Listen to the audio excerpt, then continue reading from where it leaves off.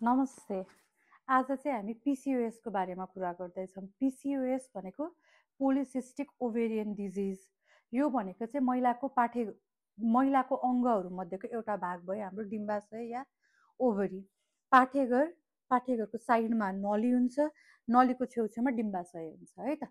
यो डिम्बाशयले चाहिँ हर्मोनहरू प्रोड्युस गर्ने भनेको जुन हरेक महिनावारीको बेलामा या महिलालाई महिला बनाउने जुन हर्मोनहरू हुन्छ त्यो निकाल्ने मूल तत्त्व भनेको चाहिँ हाम्रो यो ओभरी हो। यो चाहिँ हरेक महिनामा यसले पर्याप्त रूपमा महिनावारीको हर्मोनहरू निकालिसकेपछि महिनावारी रूपमा महिनावारी हुने भन्ने हुन्छ।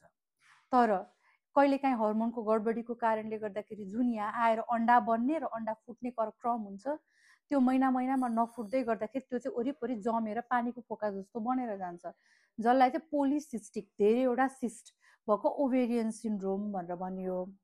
अब यसले के फरक पार्छ भन्दाखेरि जुन यो सानो फोकाहरू या पानीको फोकाहरू ओभेरियन सिस्टहरू एगहरू बनेर बसेको छ, यो चाहिँ हरेक महिनामा नफुट्दाखेरि यो नफुटिसक्दाखेरि यसले चाहिँ महिनावारी एक त समयमा नगराउने भयो, भनेको महिनावारीमा अनियमितता आउने भयो, धेरै लामो समयपछि महिनावारी आउँदाखेरि अत्याधिक ब्लिडिङ हुने, ब्लिडिङ चाहिँ दुईटा महिनावारीको बिचमा रगत बगै हुने, यस्तो एउटा सिम्पटम्स भयो।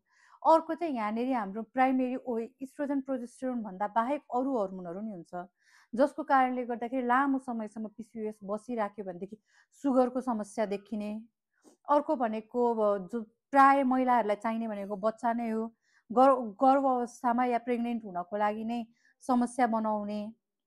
अर्को त्यस्तै गरी हाम्रो कपालहरू अत्याधिक टाउको कपाल झरेर जाने र अरू जिउमा कपालहरू एकदम हात खुट्टा ढाडमा योनिहरूमा कपाल चाहिँ अत्याधिक रूपमा बगडेर आउने, आवाज केटा मान्छेको जस्तो हुने, शारीरिक सम्पर्क गर्न मन नलाग्ने जस्ता सिम्पटम्सहरू देखिन थाल्छन्।